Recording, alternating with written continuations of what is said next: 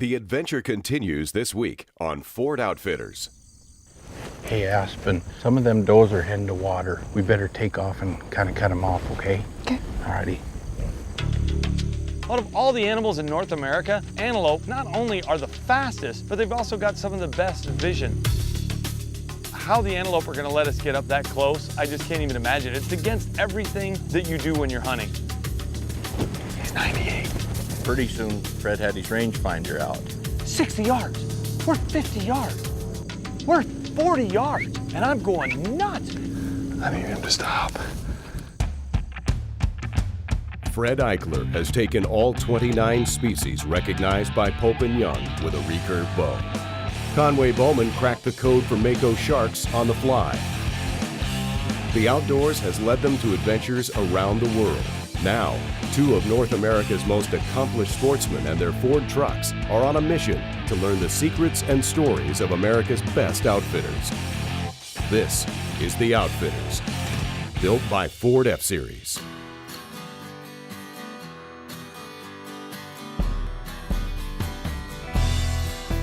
Well, I'm in the northwestern part of South Dakota. I'm heading to Western Ranch Outfitters. These guys apparently are shooting antelope with horses. They're literally using the horses to get in bow range, which is extremely difficult, but apparently they have it dialed in. I can't even imagine, because every time I see an antelope and I'm horseback, they're usually running the other way.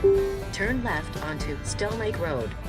I've been guiding antelope hunters for 23 years, and I'm really excited to see this and see if it works. But this is a total break from the way 99% of antelope are hunted. West of Rapid City, South Dakota, in the shadows of the Black Hills, Western Ranch Outfitters operates on well-managed private leases and specializes in high-quality archery hunts.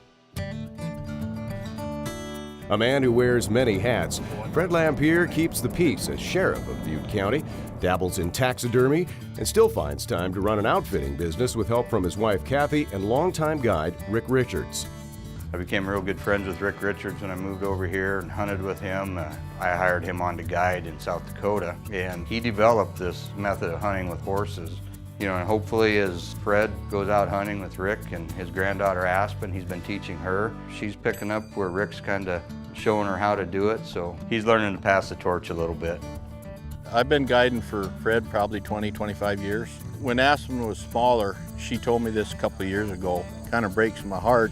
She said that when I'd get up and leave in the morning, she wanted to go so bad. Got your cinch pulled up? Always. Do you? Yeah. My granddaughter Aspen, she loves horses, she loves being around them. She's a ranchy little gal, and she asked me one day if she could go guiding with me, you know, just pull the second horse. Oh, there's Fred. I just kind of thought it was probably going to be a one-time deal. We did it, we got a successful hunt, and she just loved it. That's all she talked about. I'm getting older now, we're getting more clients, and we need another guide. She's willing and able, and she does a fantastic job, so she kind of worked herself into the guiding business. I'm Rick Richards, glad to meet you. Pleasure to meet you, sir. This is my granddaughter Aspen. Hello, Aspen. Hi. Nice to meet you. Nice to meet you. She's going to be the main guide today for you. Great. She's a better guide than I am, so that's why you got her. So are we going to be riding the horses? No, actually the horses are going to be our shield. We're going to keep the horses between us and the antelope. Okay. So the antelope don't see any human forms at all out there. So here's what we're going to do, Fred. Aspen's going to be the lead guide here. You're going to stay right here. You can use this. That way you ain't got to bend over all day, because it's a long day if you bend over. But anyway, and then you can always take a peek right in between here. Stay right How there. close to the horse do you want me? Really close, yeah. Okay, so I'll be right, Yeah, just snuggle right up to him. and you'll tell me what to do, right? Oh, yes. So Aspen, why don't we go over there to that corner, and we'll just kind of take a little mock walk and kind of get things so Fred knows what we're doing, okay? Okay. I was instantly impressed that they took the time to kind of go over a mock hunt with me so I wouldn't be in the dark once we got in the field. And the key was, one, you just have to trust us. Listen to everything Aspen says or I say. And two, always keep that horse between you and the antelope. So just like that. Yep. Did I do it right there? Yep. Okay.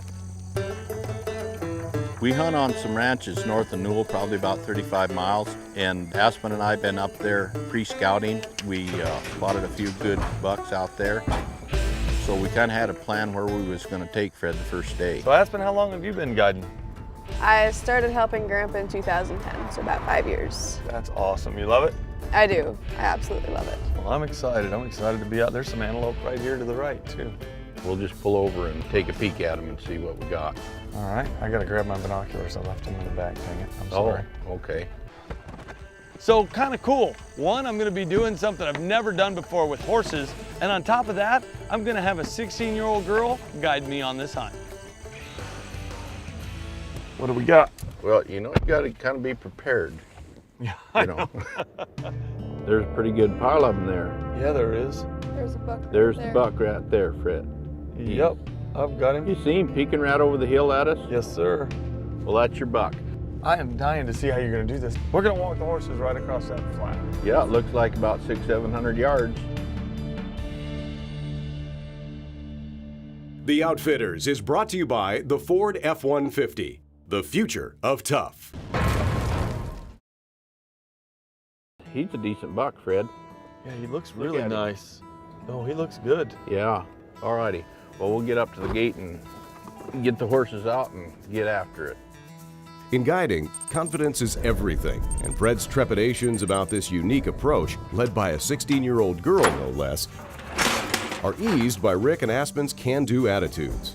During this hunt, I'm going to be the main guide, and my objective here is to get as close as possible to the antelope without them spooking or busting and ruining the hunt.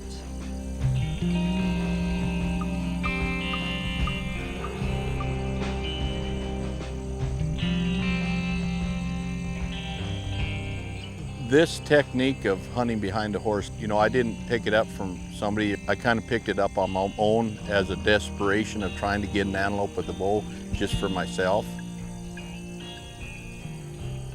When we first got through the gate, we went a little ways and then Aspen stopped and we let the horses graze. Slow and steady is what I like to go by. I like to ease in there and make sure that everything stays comfortable throughout the whole hunt. So one of the things that was interesting to me is that the horses were hungry. And they said, well, Fred, what we did is we fed them yesterday, but then we put them in the corral so they wouldn't have any hay. So now this morning, they're ready to eat. So it was perfect the way they set it up. Every time they're stopping, they're giving them an opportunity to graze, which is exactly what they needed to do to keep the antelope calm. There's that little ridge right there where there's a little draw and you can't quite see anywhere on this side. I was thinking of heading that way instead, cut underneath of that draw so they can all see us, and then kind of head up that little draw. Okay, yep, good Okay. idea. So we're gonna turn around really quick.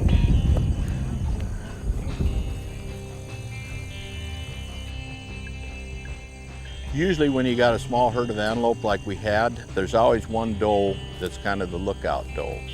She's constantly looking at you. She'll go graze for a while, but she'll always pop her head up. And until you get her comfortable, you know, you got to keep an eye on her. And she's either going to graze or she's going to go lay down. Sure enough, the more the horses would graze and we would stand in one spot, the antelope would calm down and start grazing as well.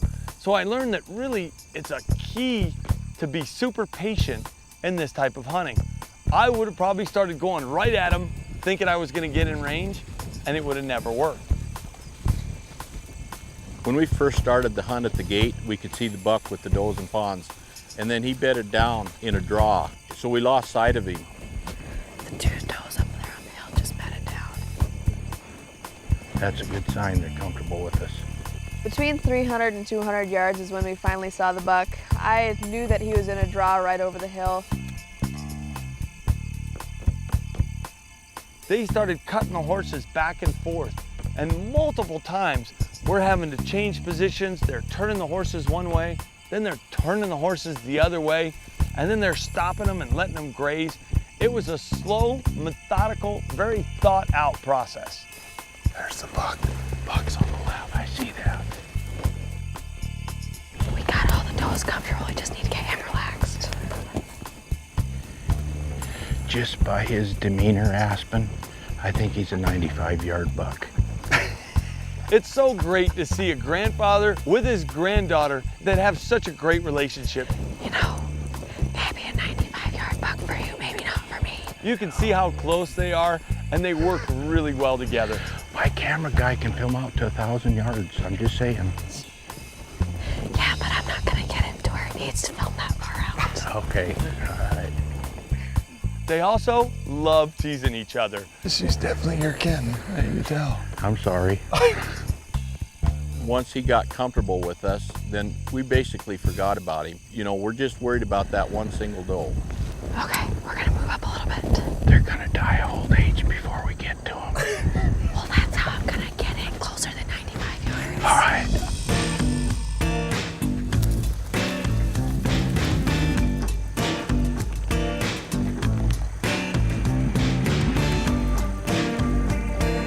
Look at that sucker just waiting for an arrow.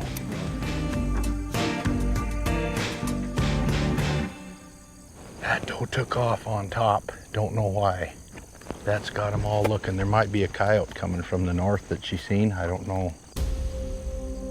A lot of times when a doe takes off, she'll take the whole herd with her.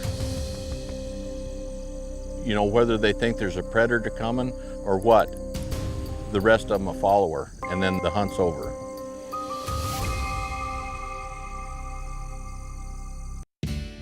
Life moves at a slower pace in the quiet farming and ranching community of Newell, South Dakota, unless you are outfitter and county sheriff Fred Lampier.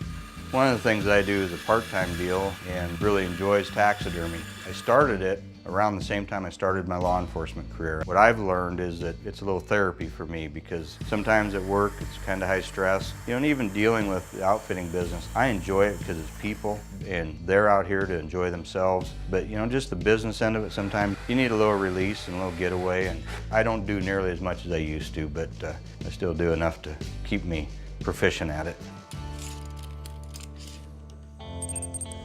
The most rewarding part of being an outfitter is bringing people into an area that you grew up in and that you love and that you can share.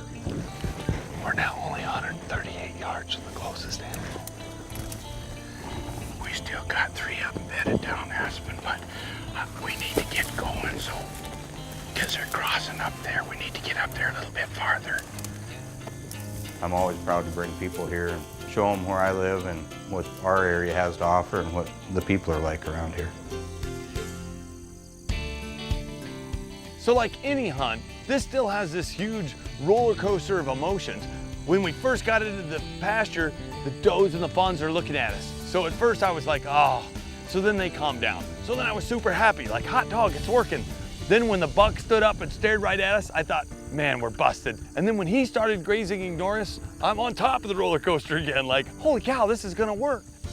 And then as we start kind of working back in, one of the does goes up over the ridge and another doe follows her.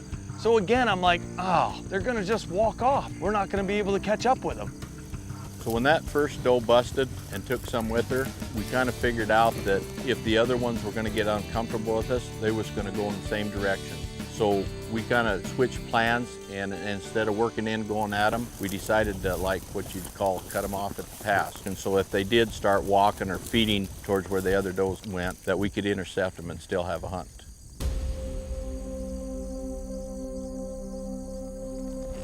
He's 98. So as we're going in, I'm ranging the whole time. Aspen is the cool, calm one. I keep looking back at Rick, and he's like, how far? And I'm like, 67. 60 yards. We're 50 yards. This is driving me nuts. My heart's coming out of my chest. We're 40 yards, and I'm going nuts. He might want to go to them other does, so we might go ahead and get ready. Just get your arrow knocked. Once that buck started heading up the hill, I had a feeling that we were gonna stay around the 40-yard range. There he goes. I'm gonna take him. The pressure's on. We're moving position. Another time I range him, I've got him at like 38 yards. I'm like, okay, I got him. I need him to stop.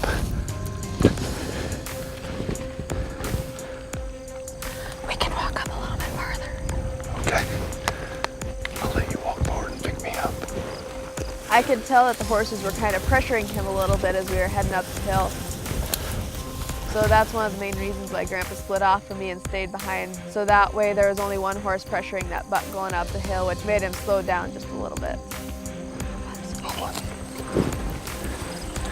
I just need him to stop. What do you want to do? We'll go just a little bit further. You know, when I broke off from Aspen and Fred, I was pretty proud of Aspen. Careful, I'll come just a little bit further. Okay. I couldn't communicate with her because we was too close to the buck. I was too far away from her anyway, and she handled herself like a pro. She did a fantastic job. 42. Okay, 42. Aspen gives me the range. I draw my bow back, I set the pin on this antelope, and I touch the shot off.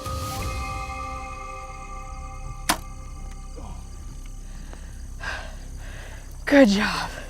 Once he released the arrow, I heard the arrow hit the buck, and I knew that we had a dead buck in our hands. Good job. That was unbelievable.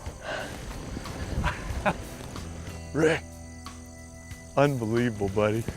Unbelievable. Talk about a heart-pounding deal. Hunting with a bow and arrow, when you make a shot, you want to give that animal a good 30 minutes to expire. Just give it time and make sure that animal's down. You never want to push an animal once you shoot it with a bow. So that's exactly what we did. Man, look at that. Is that not beautiful?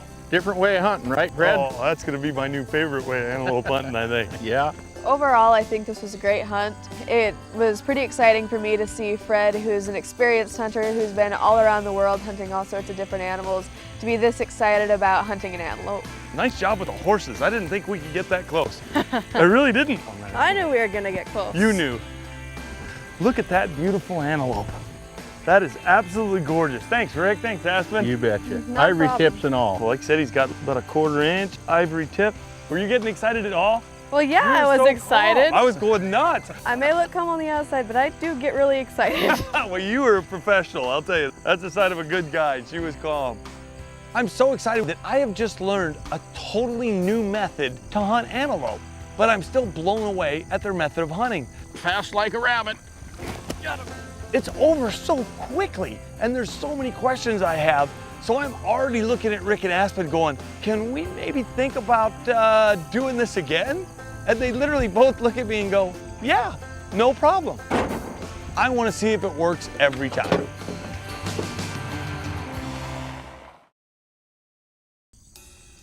The deed is done, but Fred's enthusiasm for this unique approach to approaching antelope hasn't waned. Fred's so enthused about this way of antelope hunting that we decided that we're going to do kind of a mock hunt. We're going to spot an antelope. He's not going to have his bow with him or nothing. We're just going to go out there and get up close and personal with an antelope, and so we tried that this morning.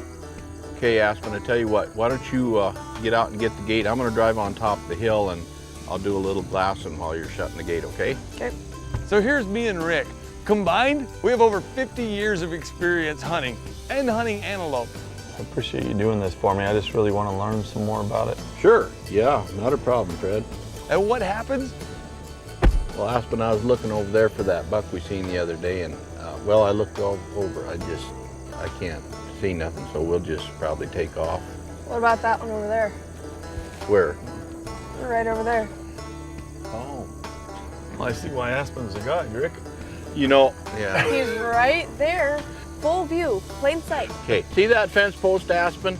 He was You standing mean that right itty-bitty scrawny Yeah, he was little standing thing right that behind don't that even fence measure a post. I hair? can't see through a damn fence. I ain't Superman, all right? Yeah, blame it all on a fence. I had a fence post here. Yeah, oh, Yeah, appreciate that, Fred. Yeah. Okay, I tell you what, you know, to me, hunting's fun. It's like Aspen and I. We throw trash back and forth at it. We know it's not serious or nothing, but we get a hoot out of giving each other trash.